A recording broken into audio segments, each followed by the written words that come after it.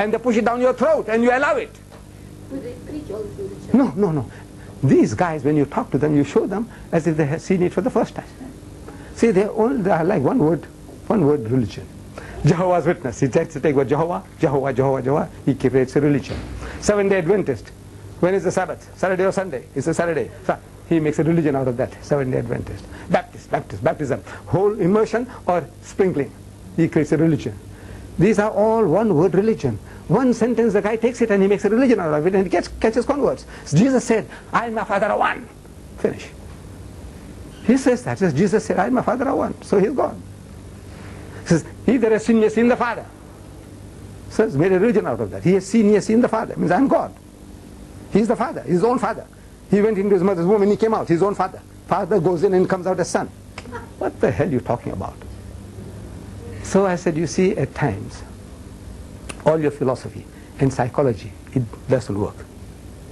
But one smile from your face can do the job. One smile. You know, you just smile. Jesus Christ is God. He said, yes. Your Bible said he was circumcised on the 8th day. Huh? You know what circumcision? He said, yes. So are you circumcised? He says, no. So what the hell do you know what is circumcision? It's only a word you have heard. Circum means right round and size means to cut. What? The foreskin. But you can't circumcise the child with your mouth. You've got to hold the little child by his tool, put a bamboo splint, the good old days, and chop off the skin. Somebody had to do it to your God.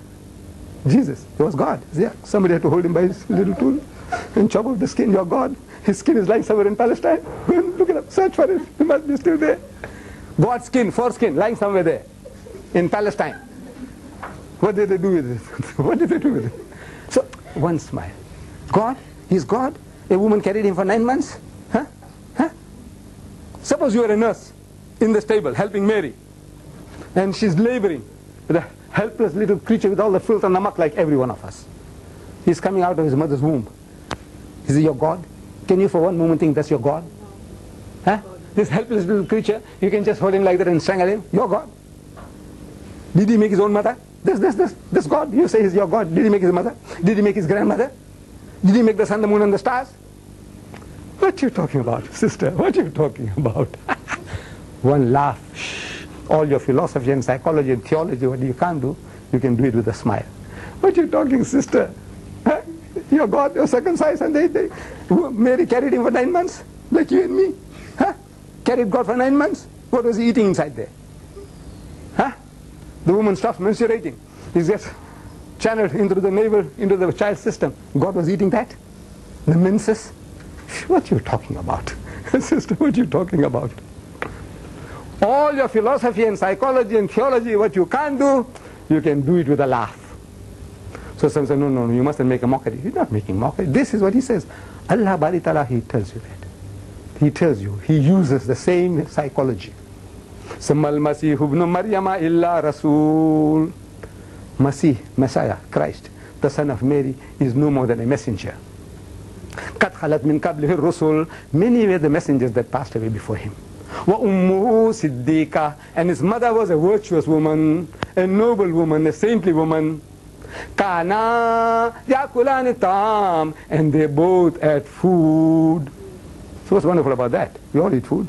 So no, since you say he's God, his mother is a goddess, they worship her in the Roman Catholic Church as the mother of God, they both ate food. Unzur. Kana yakulani tam. And they both ate food. Unzur. Kaifa nubayyinu lahumul ayati. See how we make our signs clear to you. Allah is telling you how simple we are making it for you. They both ate food. Kana yakulani. Unzur. See, have a look. How we are making things so easy for you.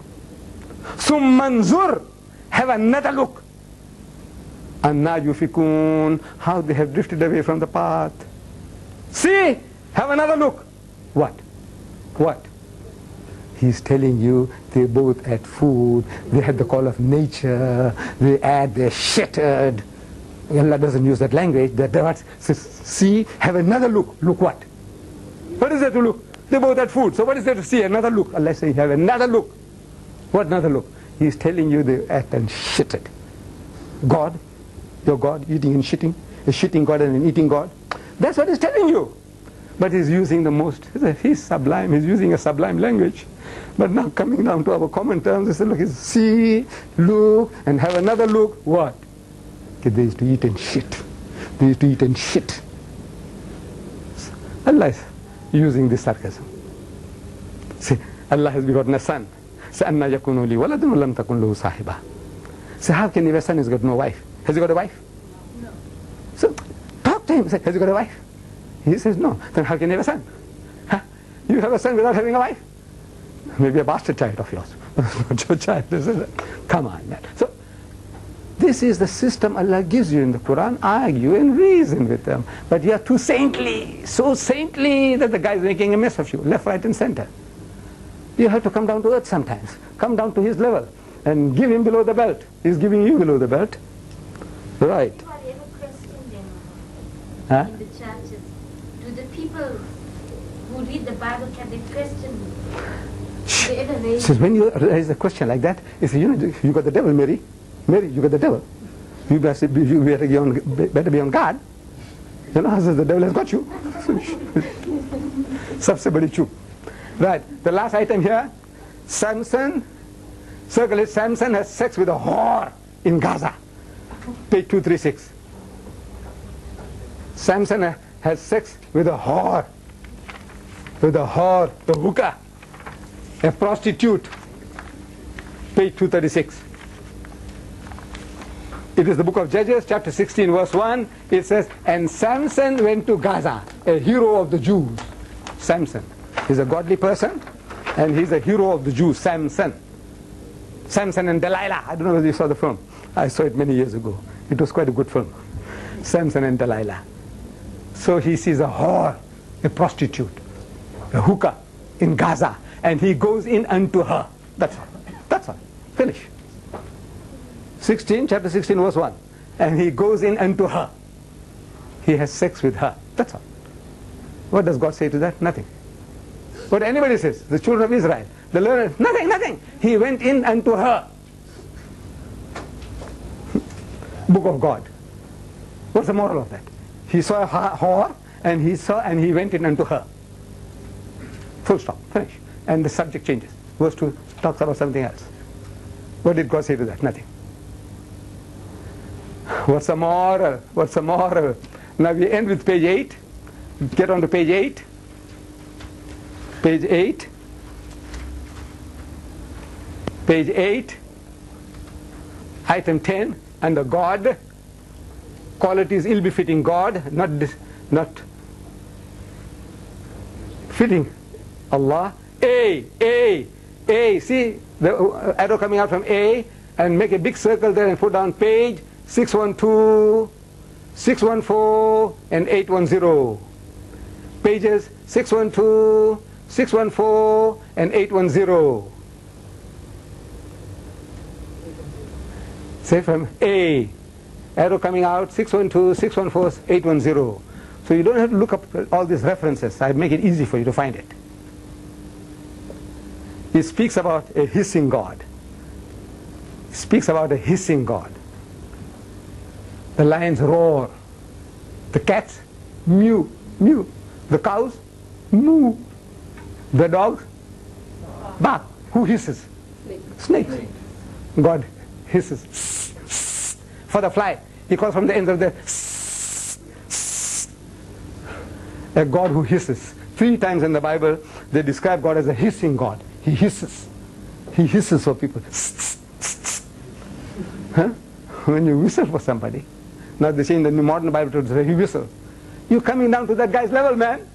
You whistle to that guy's level. That loafer around the corner. You come down to his level. God coming down to your level. He's hissing. He's a hissing God. Next one. B. He's a roaring God. He roars like a lion. To frighten you. Pages 638, 678. 638, 678. A roaring God. Next one. A barber God. Hajam. A barber God. Page 614. He is a barber god. Hajjam hai, Hajjam. God is a barber. When you open that verse, it will show you there that he says, I will shave with a hired razor, not his own poor chap. He can't even afford to have a razor. With a hired razor, he's going to shave the hair on your head and your beards and the hair on your legs. God does it. He'll clean your legs too for you. God. He's going to shave your head with a hired razor and the beard and the hair on your legs. He doesn't say how high he's going to arrive, how high he's going to reach to clean you up. God. Hajamat karega, hajamat. And no Hajjam does that. In India, Pakistan, you see, we take unfair advantage of the barbers. I've seen it as a young boy in India. I was born in India. So the old man is sitting there, he's having his hair shaved and trim his beard. And then he lifts up his arms and says, he does that. He paints your nails. He's the barber. He's made to do all sorts of filthy, dirty, menial things. We take full advantage of the barber because Hajjam is low down, poor. Unfortunate. Today we call them hairdressers or tonsorial artists. Don't call a guy a barber or a Hajjam. He'll get offended. But we call them Hajjams. They remove the hair from under your arms. But no barber ever shaves your legs. But God will do that. God will do that for you. He'll shave your legs as well. You don't need wheat. No wheat required. D. Circle it. Circle it. D. He's a penitent God. Page 5 and page 669. First time he repents is on page 5 of the Bible. And the next place he repents is 669. You know, he made man for this man. Now, he put him in the garden, tell him not to eat of the tree. And he knew he was going to eat. And there's nothing he can do about it. Poor God. So he had to kick him out of the garden. And now, still, he can't purify the guy.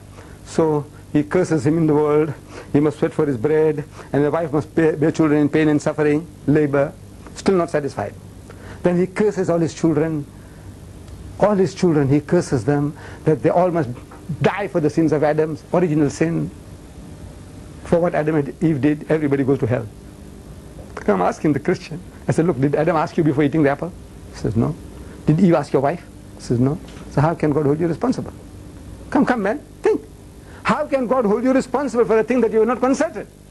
If you were asked, your ruh, I said, look, my son, shall I eat this? He said, well, daddy, you know, give it a fling. Maybe partly you are responsible for encouraging the old man. But you were not consulted. And you're going to go to hell for that? 5 billion people on earth, everybody goes to hell. And now, this same God, he must come down to earth, live in a woman's womb for 9 months, and at the age of 30 get crucified to wash away that sin. What a poor thing. What a horrible thing he had to do. So he's making toba for making man. Penitent. Astaghfirullah. What did I do making this bloody monster, Frankenstein monster for you now to go and live in a woman's womb for 9 months and come out through the same filthy hole, get circumcised, and now at the age of 33 go and get crucified. God got crucified. So he's repenting. I wish I hadn't made this bloody monster, Adam and Eve. He's penitent. Astaghfar karta hai. Allah toba kar raha hai tumse. He's fed up with you, he's tired of you. Making toba. A God, page 229, riding a cherub, 299, page 299. He's riding a cherub. You know what's a cherub? An angel. You go to the art gallery, the Urban Museum complex, you'll find a beautiful painting there of a beautiful woman with wings. And she's got a wand in her hand, a stick, and she's directing the devil to go to hell. And you see the fire in the distance. In the picture, you can see all that. Fire in the distance, and the devil is flying off. He's got sharp ears, horns, has got a tail with a barbed hook. The devil. But this woman, angel, is a beautiful woman, about 25, 30. That age group for the body. You can make her, she's about a woman, mature woman. But God is not riding that.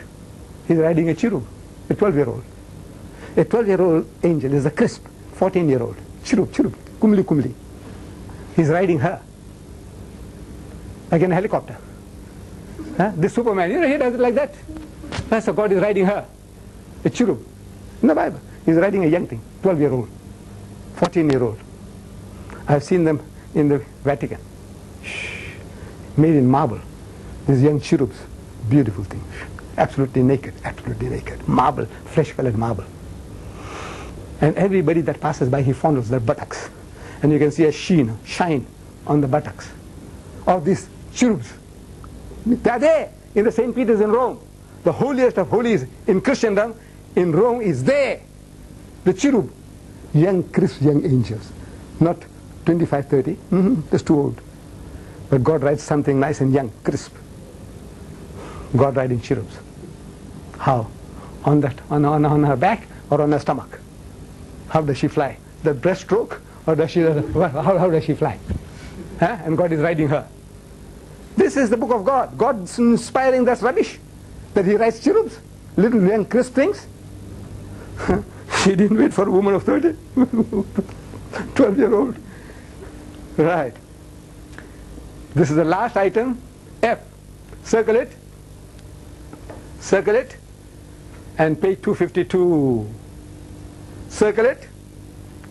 A God who murders 50,070 persons for looking into a box. For looking into a box. Maybe it's a very holy box. You are not supposed to look inside.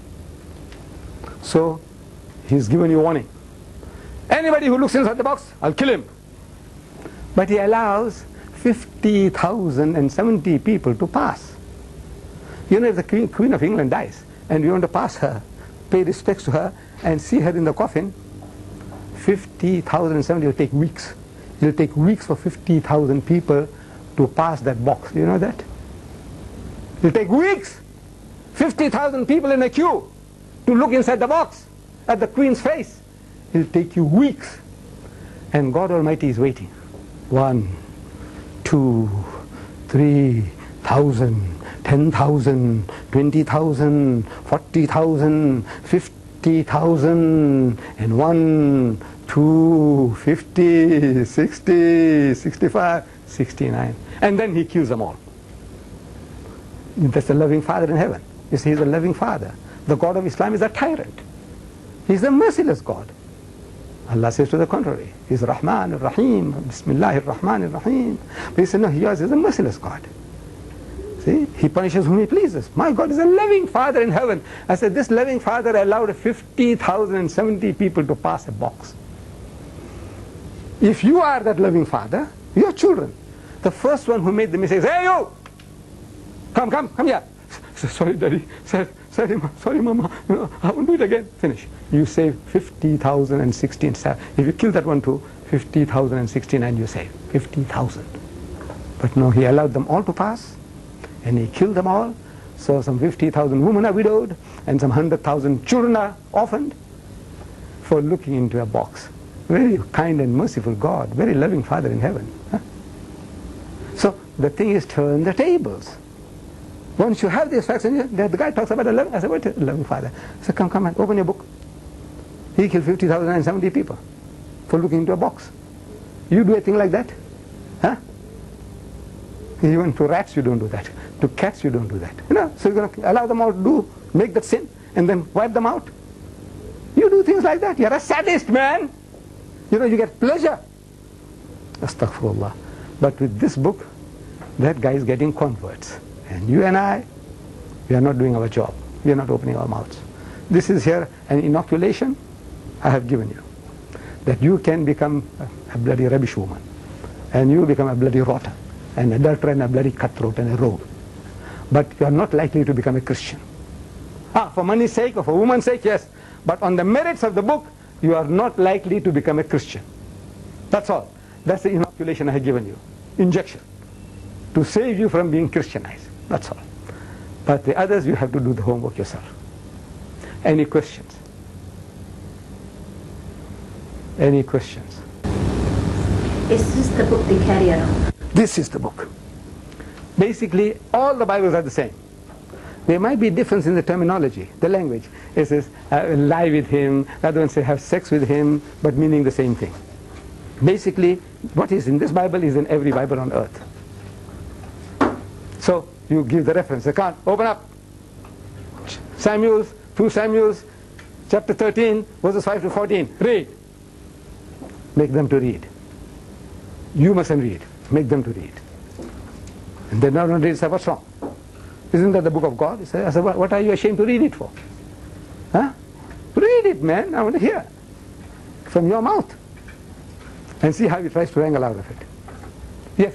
It is advised that our sisters don't have to get into an argument with the male missionaries. Right. Yes. If they have the right Yes. to say True. You see, these males come along, men come along. Now it's very, very difficult for you to get into this mess with the man about Lot committing incest with his daughters, son with his mother, brother with his sister, son with his mother's. It's not befitting. It's not befitting. So when a male comes along, if says, look, if your brother is there or your husband is there, let him do the talking. Train him as well. Tell him, say, look, this is what, come on, man. Fit yourself, equip yourself.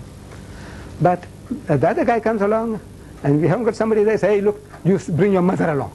You send your mother to me, send your sister to me or your wife. I want to talk to her.